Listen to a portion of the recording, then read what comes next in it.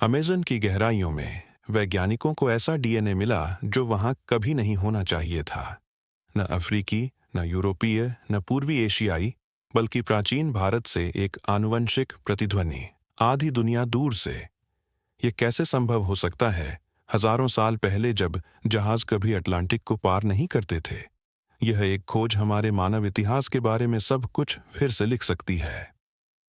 Brazil के Amazon क्षेत्र में पुरातत्वविदों ने एक दफन स्थल की खोज की जो पहली नज़र में सामान्य लग रहा था।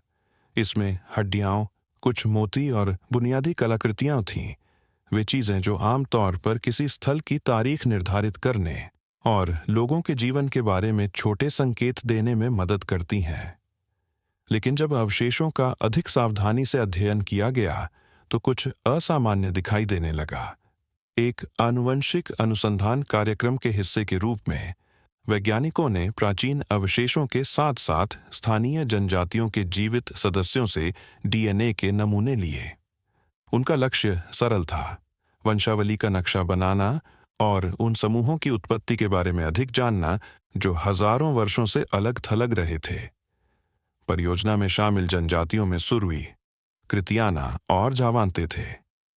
ये जनजातियां हजारों सालों से जंगल की गहराई में रहती आई थीं, बाहरी आबादी से अलग। उस अलगाव ने उन्हें दीर्घकालिक आनुवंशिक निरंतरता का अध्ययन करने के लिए आदर्श विषय बना दिया। हालांकि परिणाम वे नहीं थे जिनकी किसी को उम्मीद थी। नमूनों में वैज्ञानिकों ने ऐसे पैटर्न देखना शुरू किया जो मूल अमेरिकी वंशावली की सामान्य तस्वीर से मेल नहीं खाते थे। आमतौर पर दक्षिण अमेरिका में आनुवंशिक संकेत बेरिंग जलमरुमध्य के पार पूर्वी एशिया से शुरुआती प्रवासों की ओर इशारा करते हैं। इन प्रवासों ने अमेरिका में लगभग सभी स्वदेशी समूहों की नींव बनाई। लेकिन इस मामले में डेटा एक आश्चर्य लेकर आया। डीएनए ने आनुवंशिक मार्कर प्रकट किए जो पूर्वी एशियाई मूल की कहानी से मेल नहीं खाते थे। वे अफ्रीकी मार्कर भी नहीं थे, न ही वे यूरोपीय वंश से मिलते जुलते थे। इसके बजाय नमूनों ने एक विशिष्ट समूह दिखाया जो पूरी तरह से जगह से बाहर लग रहा था। जितना अधिक वैज्ञानिकों ने डेटा को देखा, उतना ही उन्हें एहसास हुआ कि डीएनए अमेरिका से बहुत दूर कहीं से एक हस्ताक्षर ले जा रहा था। सुरुई, कृतियाना और जवांते जनजातियों के लिए यह खोज असाधारण थी। ये समूह आनुवंशिक रूप से अलग थलग रहे थे, इसलिए आधुनिक आबादी से संदूषण की संभावना नहीं थी। उनके डीएनए को एक बहुत ही सीधी कहानी बतानी चाहिए थी। इसके बजाय यह एक रहस्य की ओर इशारा करता था। असामान्य मार्कर इतने सुसंगत थे कि उन्हें यादृच्छिक त्रुटि के रूप में खारिज नहीं किया जा सकता था। वे विभिन्न व्यक्तियों में, विभिन्न परिवारों में और एक से अधिक जनजाति में दिखाई दिए। इस स्थिरता ने शोधकर्ताओं को आश्वस्त किया कि खोज वास्तविक थी। इसने एक स्पष्टीकरण की मांग की, लेकिन ये मार्कर अफ्रीका, यूरोप या पूर्वी एशिया से नहीं आए थे। वे कहीं से आए थे जिसकी किसी को उम्मीद नहीं थी। आधी दुनिया दूर एक आनुवंशिक प्रतिध्वनि भारत से बुला रही थी। आश्चर्य को समझने के लिए यह जानना मददगार है कि आनुवंशिक वंशावली का अध्ययन कैसे किया जाता है। मानव डीएनए छोटे बदलाव रखता है जिन्हें मार्कर कहा जाता है। ये मार्कर प्राचीन आबादी की उंगलियों के निशान की तरह काम करते हैं। हजारों वर्षों में अलग अलग रहने वाले समूहों ने अपने स्वयं के मार्कर का सेट विकसित किया। जब वैज्ञानिक इन पैटर्न का अध्ययन करते हैं तो वे पता लगा सकते हैं कि लोग कहां से आए और आबादी दुनिया भर में कैसे चली गई। एक प्रमुख उपकरण हैप्लोग्रुप है। ये डीएनए की वंशावली है जो एक पीढ़ी से दूसरी पीढ़ी में ज्यादातर अपरिवर्तित रहती है। दुनिया भर में हैप्लोग्रुप की तुलना करके वैज्ञानिक प्राचीन लोगों को आधुनिक आबादी से जोड़ सकते हैं और प्रवास के नक्शे बना सकते हैं। 2015 में हार्वर्ड विश्वविद्यालय और साओ पाउलो विश्वविद्यालय की एक संयुक्त टीम ने ब्राजील में अलग थलग स्वदेशी जनजातियों का अध्ययन करने के लिए निकल पड़ी। उन्होंने एडमिक्सचर मॉडलिंग नामक एक प्रक्रिया का उपयोग किया जो वैश्विक डेटाबेस में हजारों नमूनों के खिलाफ एक समूह से डीएनए की तुलना करती है। लक्ष्य संबंधों और संभावित पैतृक मूल की पहचान करना था। अधिकांश परिणाम उम्मीदों के साथ मेल खाते थे। पूर्वी एशियाई समूहों के साथ मजबूत संबंध जो हजारों साल पहले अमेरिका में पार हो गए थे, लेकिन डेटा का एक सेट अलग खड़ा था। एडमिक्सचर मॉडलिंग ने दिखाया कि सुरुई और कृतियाना जनजातियों के कुछ सदस्यों में एक छोटा लेकिन स्पष्ट आनुवंशिक हस्ताक्षर था जो किसी अन्य मूल अमेरिकी आबादी से मेल नहीं खाता था। जब संकेत की वैश्विक स्तर पर तुलना की गई तो यह एक असंभव स्रोत की ओर इशारा करता था, दक्षिण एशिया में अंडमान द्वीपवासी। ये छोटे अलग थलग समूह हैं जो भारत के तट पर रहते हैं। उनके डीएनए में अनूठी विशेषताएं हैं जो शायद ही कभी उनके क्षेत्र के बाहर दिखाई देती हैं। फिर भी ब्राजील में हजारों किलोमीटर दूर वैज्ञानिक उसी आनुवंशिक फिंगरप्रिंट को देख रहे थे। सबसे पहले कुछ शोधकर्ताओं को संदूषण का संदेह हुआ। क्या आधुनिक डीएनए नमूनों में मिल गया हो सकता है? टीम ने अपने तरीकों की दोबारा जांच की, अनुक्रमण को फिर से चलाया और कई प्रयोगशालाओं में परिणामों की तुलना की। हर बार पैटर्न वापस आया। यह एक त्रुटि नहीं थी। अंडमान द्वीपवासी कनेक्शन अस्पष्ट नहीं था। यह सटीक और सांख्यिकीय रूप से मजबूत था। इसके यादृच्छिक ओवरलैप होने की संभावना गंभीरता से लेने के लिए बहुत छोटी थी।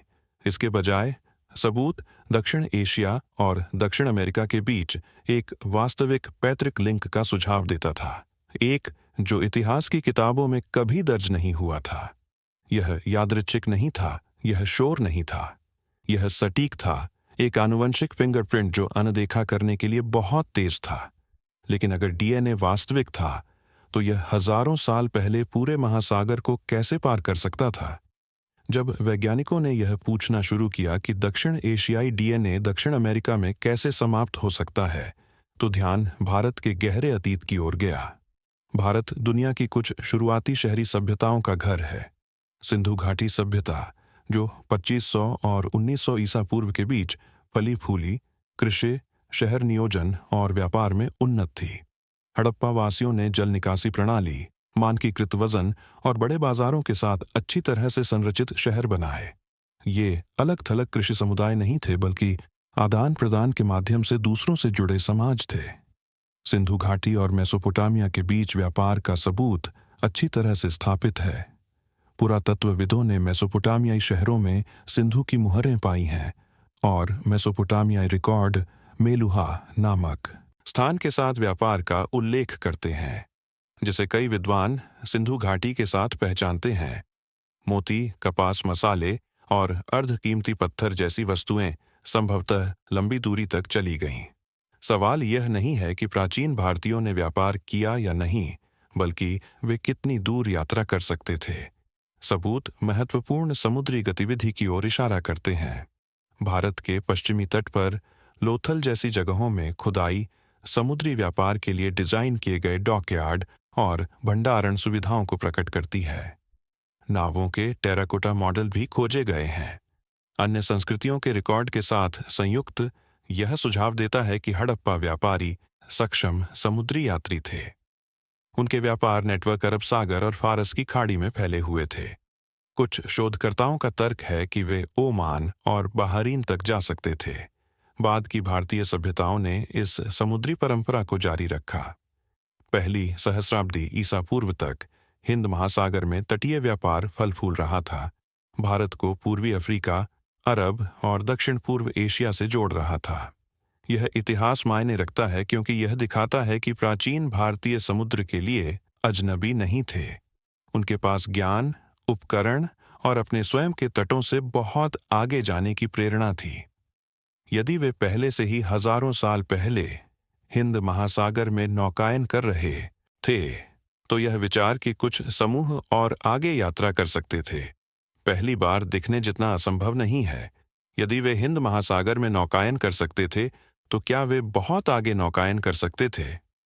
इस विचार का परीक्षण करने के लिए वैज्ञानिकों ने समय को पीछे किया, अंतिम हिमयुग तक, कल्पना करने के लिए कि ऐसी यात्रा कैसे संभव हो सकती थी।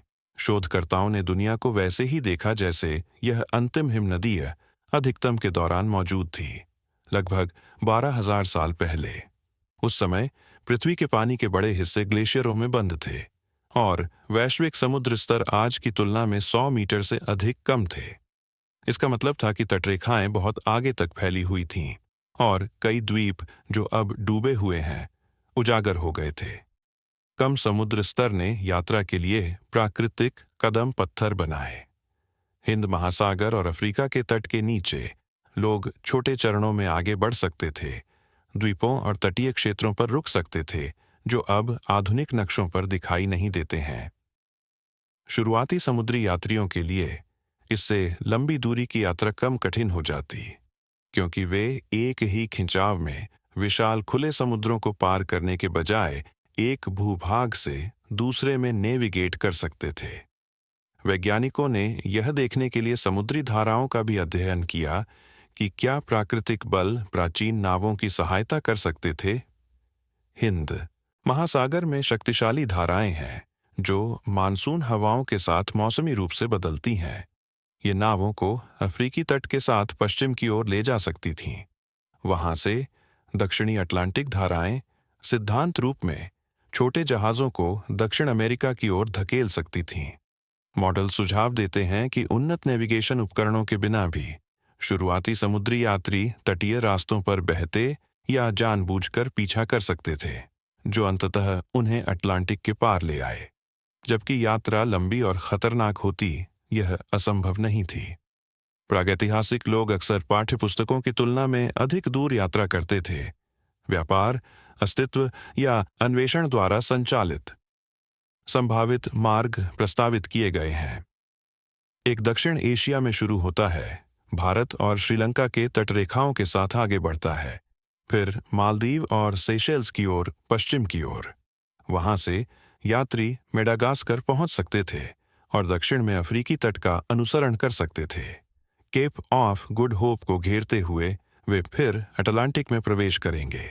सही स्थितियों के साथ समुद्री धाराएं उन्हें ब्राजील की ओर पश्चिम की ओर ले जा सकती थीं। यह पुनर्निर्माण अभी भी काल्पनिक है, लेकिन यह एक ढांचा प्रदान करता है जो आनुवंशिक साक्ष्य का अर्थ बनाता है। यह दिखाता है कि सही पर्यावरणीय परिस्थितियों में ऐसा प्रवास लिखित इतिहास से हजारों साल पहले हो सकता था।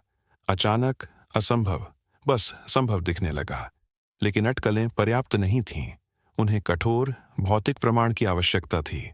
वर्षों तक दक्षिण अमेरिका और दक्षिण एशिया के बीच एक प्रागैतिहासिक लिंक का विचार केवल आनुवंशिक पैटर्न पर निर्मित एक सिद्धांत रहा।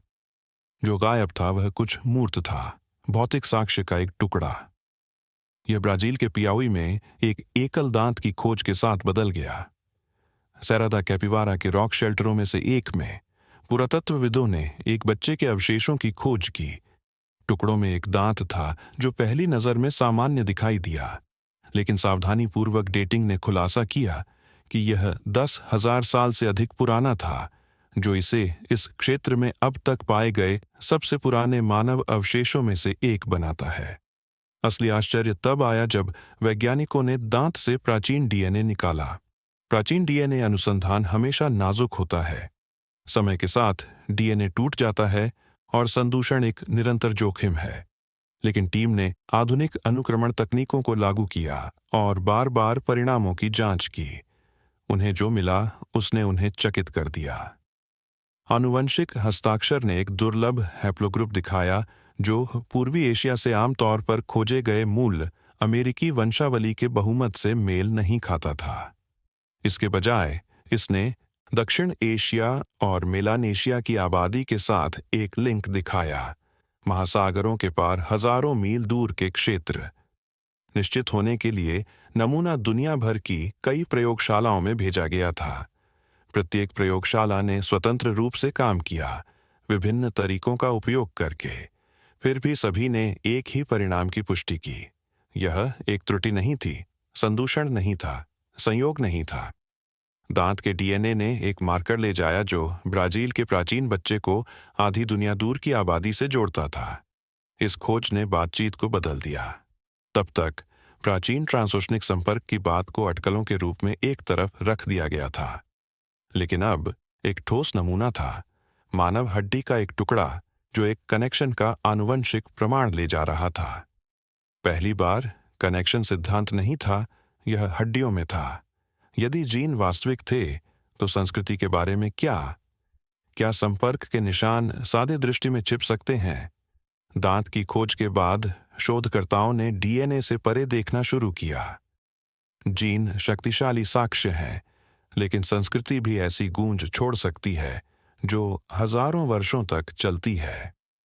यदि प्राचीन दक्षिण एशियाई और अमेजन के लोगों के बीच संपर्क हुआ था, तो शायद धुंधले निशान अभी भी उपकरणों, अनुष्ठानों या यहाँ तक कि भाषा में दिखाई दे सकते हैं। तुलना का एक क्षेत्र पत्थर के उपकरण थे। पुरातत्वविदों ने देखा कि शुरुआती ब्राजीलियाई स्थलों में पाए गए कुछ उपकरण प्रकारों में आकार और फ्लैकिंग शैलियां थीं, जो दक्षिण एशिया के उपकरणों से समानता रखती थीं। हालांकि समान नहीं, समानता ने साझा ज्ञान या समानांतर विकास की संभावना को उठाया। दफन रीति रिवाजों ने सुराग का एक और सेट प्रदान किया। कुछ दक्षिण अमेरिकी जनजातियों ने बच्चों के दफन का अभ्यास इस तरह से किया जो दक्षिण एशिया के कुछ हिस्सों में देखी गई परंपराओं को प्रतिध्वनित करता था। शरीर की स्थिति, गेरू का उपयोग और सरल कब्र के सामान की उपस्थिति समानता के बिंदु थे। अपने आप में प्रत्येक विवरण संयोग हो सकता है, लेकिन एक साथ उन्होंने एक पैटर्न बनाया जिसे नजरअंदाज करना मुश्किल था। भाषा ने सूक्ष्म लेकिन दिलचस्प संकेत दिए। दक्षिण अमेरिका में स्वदेशी भाषाओं का अध्ययन करने वाले भाषाविदों ने दक्षिण एशिया की ऑस्ट्रो-एशियाटिक और द्रविडियन भाषाओं में पाए जाने वाले शब्दों के साथ कभी-कभार ओवरलैप देखा है। पानी, आग और सूरज जैसे बुनियादी तत्वों के लिए साझा शब्दों ने एक प्राचीन लिंक की संभावना का सुझाव दिया। भाषा समय के साथ तेजी से बदलती है, इसलिए ये गूंज धुंधली हैं, फिर भी उनकी उपस्थिति हड़ताली है, विशेष रूप से दूरी को देखते हुए। मिथकों और मौखिक परंपराओं ने पहेली में जोड़ा। कुछ अमेज़ननियाई आदिवासी कहानियों ने पैतृक आंकड़ों के बारे में बात की, जो महान पानी को पार करते थे या दूर की भूमि से आते थे। जब दक्षिण एशियाई पौराणिक कथाओं के साथ रखा गया, जो विशाल महासागरों और उनके पार यात्राओं का वर्णन करती थीं, तो समानताएं सुझावात्मक हो गईं। दोनों क्षेत्रों में सृजन, विनाश और पानी की आत्माओं की कहानियां थीं, जो साझा प्रतीकात्मक विषयों की ओर इशारा करती थीं। मानव विज्ञानियों ने दैनिक जीवन में भी सांस्कृतिक समानताएं देखीं। कुछ बुनाई पैटर्न, सजावटी रूपांकनों और अनुष्ठान नृत्यों में संरचनात्मक समानताएं थीं। हालांकि ऐसे तत्व विभिन्न संस्कृतियों में स्वतंत्र रूप से उत्पन्न हो सकते हैं। आनुवंशिक और भाषाई साक्ष्य के साथ साथ उनकी उपस्थिति ने मामले को अधिक सम्मोहक बना दिया। एक साथ लिया गया, इन सुरागों ने एक तस्वीर चित्रित की जिसमें जीन और संस्कृति एक ही कहानी कह रहे थे। कनेक्शन अब केवल एक प्रयोगशाला परिणाम तक सीमित नहीं था। यह परंपराओं, कलाकृतियों और शब्दों में बुना हुआ दिखाई दिया। जीन ने एक कहानी बताई, लेकिन संस्कृति ने भी वही बात फुसफुसाई। फिर भी संशयवादी आश्वस्त नहीं थे। क्या यह सब सिर्फ संयोग हो सकता है? जब भी एक साहसिक खोज स्थापित इतिहास को हिलाती है, संदेह स्वाभाविक रूप से पीछा करता है। विज्ञान परीक्षण, सवाल उठाने और हर संभव त्रुटि को खारिज करने की कोशिश पर बनाया गया है। यह विचार कि प्राचीन दक्षिण एशियाई अमेज़न में आनुवंशिक निशान छोड़ सकते थे, कोई अपवाद नहीं था। पहली चुनौती संशयवादियों ने उठाई वह थी सांख्यिकी। क्या आनुवंशिक ओवरलैप केवल संयोग हो सकता है? अरबों डीएनए मार्करों के साथ कुछ यादृच्छिक समानताएं होना निश्चित है। इसका परीक्षण करने के लिए शोधकर्ताओं ने विशाल वैश्विक डेटासेट के साथ एडमिक्सचर मॉडल चलाए।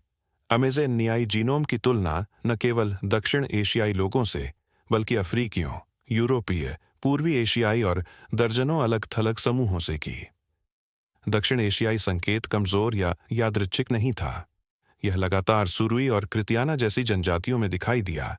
केवल संयोग से जो समझाया जा सकता था, उससे कहीं आगे। एक और चिंता संदूषण थी। प्राचीन डीएनए कार्य कुख्यात रूप से नमूनों में बाहरी डीएनए के फिसलने के लिए कमजोर है। आधुनिक हैंडलिंग, यहाँ तक कि एक शोधकर्ता की सांस भी परिणामों को विकृत कर सकती है। इसका मुकाबला करने के लिए प्रयोगशालाएं सख्त क्लीन रूम प्रोटोकॉल का उपयोग करती हैं। स्टेराइल सूट, फिल्टर्ड हवा और स्वतंत्र प्रतिकृति, पियावी दांत और अन्य नमूनों के मामले में विभिन्न देशों में कई प्रयोगशालाओं ने काम को दोहराया। प्रत्येक ने असामान्य हैप्लोग्रुप की उपस्थिति की पुष्टि की, संदूषण को स्पष्टीकरण के रूप में खारिज किया। एक तीसरी आपत्ति बाद में मिश्रण थी। क्या इन दक्षिण एशियाई मार्करों को हाल ही में पेश किया गया हो सकता है, शायद औपनिवेशिक समय के दौरान, जब जहाज़ों ने एक बड़े पैमाने पर महाद्वीपों को जोड़ा?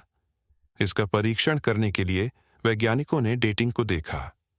डीएनए संकेत 10,000 साल से अधिक पुराने अवशेषों में पाया गया था, यूरोपीय उपनिवेशीकरण से बहुत पुराना। यदि यह एक औपनिवेशिक युग की शुरुआत होती तो यह इतने प्राचीन अवशेषों में दिखाई नहीं देती। मार्कर की गहरी प्रागइतिहास में उपस्थिति ने हाल के मिश्रण को खारिज कर दिया। कदम दर कदम मुख्य प्रतिवाद का परीक्षण किया गया और संबोधित किया गया। सांख्यिकीय संयोग डेटा में फिट नहीं हुआ। संदूषण को प्रतिकृति और नियंत्रण द्वारा खारिज कर दिया गया था। नमूनों की उम्र के कारण हाल का मिश्रण असंभव था। संकेत बना रहा। विज्ञान संदेह पर पनपता है और इस खोज में बहुत कुछ था। लेकिन जैसे जैसे डेटा मजबूत रहा, एक बड़ा सवाल उभरा। मानव इतिहास के लिए इसका क्या मतलब है? यदि डीएनए और सांस्कृतिक गूंज वास्तविक थीं, तो अगला कदम यह कल्पना करना था कि ऐसी यात्रा कैसे हुई होगी। हजारों साल पहले यह कैसा दिख सकता था, जब तकनीक सरल थी लेकिन दृढ़ संकल्प मजबूत था। प्राचीन भारत के समुद्री यात्रियों ने संभवतः पेड़ के तनों से उकेरी गई बड़ी डगआउट डोंगी का उपयोग किया। कौशल के साथ इन जहाज़ों को आउटरिगर्स के साथ स्थिर किया जा सकता था या बेड़े बनाने के लिए एक साथ बांधा जा सकता था। नेविगेशन कंपास के साथ नहीं किया जाता था, बल्कि तारों, हवाओं और धाराओं की अनुभूति के साथ किया जाता था। भारत के तटों के साथ मछुआरे आज भी ऐसे तरीकों पर भरोसा करते हैं जो पीढ़ियों से पारित होते हैं। यात्रा में भोजन और जीवित रहना निरंतर संघर्ष होता। यात्री मछली पकड़ सकते थे, बारिश का पानी एकत्र कर सकते थे और सूखे अनाज या जड़ें ला सकते थे। फिर भी तूफान घातक होते। खुरदरे समुद्रों में डोंगी टूट सकती थी और समूह रास्ते में खो सकते थे। अकाल और थकावट कई जीवन का दावा करती। यात्रा आसान नहीं होती। यह स्वयं अस्तित्व के साथ एक जुआ होती। लेकिन अगर एक छोटा समूह भी बना, ब्राजीलियाई तट पर कहीं उतरता, तो उनकी उपस्थिति एक स्थायी निशान छोड़ सकती थी। वे स्थानीय जनजातियों के साथ मिल सकते थे। न केवल जीन साझा करते, बल्कि संस्कृति, भाषा और मिथक के छोटे टुकड़े भी। पीढ़ियों में यात्रा की स्मृति किंवदंती में फीकी पड़ सकती थी, जबकि डीएनए उनके वंशजों में एक शांत रिकॉर्ड के रूप में बना रहता। यह मानव इतिहास में सबसे शुरुआती ट्रांसओशनिक यात्रा हो सकती है। और अगर यह हुआ, तो हमने कितने अन्य को याद किया है। यह खोज वास्तव में क्या बदलती है, वह केवल एक एकल जनजाति या एक एकल यात्रा की कहानी नहीं है। यह बदलता है कि हम समग्र रूप से मानव इतिहास के बारे में कैसे सोचते हैं। सदियों से हमें सिखाया गया है कि महाद्वीप हाल के समय तक अलग थलग थे, कि महासागरों ने बाधाओं के रूप में कार्य किया, संस्कृतियों को अलग रखते हुए पानी की दीवारें। लेकिन अमेजन के लोगों के अंदर छिपा डीएनए हमें कुछ अलग बताता है। यह कहता है कि मनुष्य हमारे विश्वास से कहीं पहले घूम रहे थे, जुड़ रहे थे और अन्वेषण कर रहे थे। अलग बक्सों में काटी गई दुनिया के बजाय इतिहास एक जाल की तरह दिखने लगता है। हजारों मील तक फैले प्रवासन, संपर्क और आदान प्रदान के धागे। डीएनए का हर किनारा उस छिपे हुए नक्शे में एक और रेखा बन जाता है। हड्डियां और खंडहर हमें टुकड़े देते हैं, लेकिन डीएनए लापता लिंक को भरता है। ये कई मायनों में नया पुरातात्विक रिकॉर्ड है, जो पत्थर में नहीं बल्कि कोशिकाओं में लिखा गया है। यह प्रवास को देखने के तरीके को बदल देता है। यह हमेशा एक तरफा नहीं था, हमेशा सरल नहीं था। लोग कई दिशाओं में आगे बढ़े, भूमि पर और पानी के पार, कभी जानबूझकर, कभी संयोग से। जो बाहर से असंभव लगता है, वह छोटे समूहों के लिए वास्तविकता हो सकती है, जो अज्ञात को जोखिम में डालने के लिए तैयार थे। अमेज़न कनेक्शन केवल ब्राज़ील और भारत के बारे में नहीं है। यह सुझाव देता है कि अन्य अप्रत्याशित लिंक भी मौजूद हो सकते हैं, ऐसे स्थान जहां जेनेटिक्स एक दिन समान आश्चर्य दिखाएगा। मानव कहानी दूर से समाप्त नहीं हुई है। प्रत्येक खोज हमें नक्शे को फिर से खींचने, समय रेखा को फिर से सोचने और पुनर्विचार करने के लिए मजबूर करती है कि प्राचीन लोग क्या करने में सक्षम थे। अमेज़न की कहानी बस शुरुआत है, क्योंकि हमारे डीएनए में दबी हुई दर्जनों अन्य भूली हुई यात्राएं खोजे जाने का इंतजार कर रही हैं। अंत में यह कहानी हमें कुछ सरल लेकिन गहन याद दिलाती है। मनुष्य हमेशा खोज करता रहे हैं। नक्शे, कंपास या लिखित इतिहास होने से बहुत पहले हमारे पूर्वज आगे बढ़ रहे थे, पैदल, बेड़े द्वारा, सरासर दृढ़ संकल्प से। ब्राजील की जनजातियों और भारत के प्राचीन लोगों के बीच आनुवंशिक प्रतिध्वनि प्रमाण है कि एक बार संपर्क हुआ था, भले ही इसकी स्मृति खो गई हो। यह भूला हुआ कनेक्शन हमें अतीत के बारे में अलग तरह से सोचने के लिए चुनौती देता है। यदि हजारों वर्षों से ऐसा लिंक सादे दृष्टि में छिपा हो सकता है, तो कितने अन्य अभी भी इंतजार कर रहे हैं। कितनी दबी हुई हड्डियां, अपरीक्षित नमूने या अछूते अभिलेखागार उन प्रवासों के सुराग रखते हैं जिनकी हमने कभी कल्पना नहीं की। डीएनए केवल विज्ञान नहीं है, यह एक समय मशीन है जो हमारे शरीर की हर कोशिका में मानव यात्राओं का रिकॉर्ड ले जाती है। यह हमें केवल यह नहीं बताता कि हम कहां से आए हैं, यह उन कनेक्शनों को प्रकट करता है जिन्हें हम कभी जानते नहीं थे। अतीत मरा नहीं है, यह हर कोशिका में जीवित है।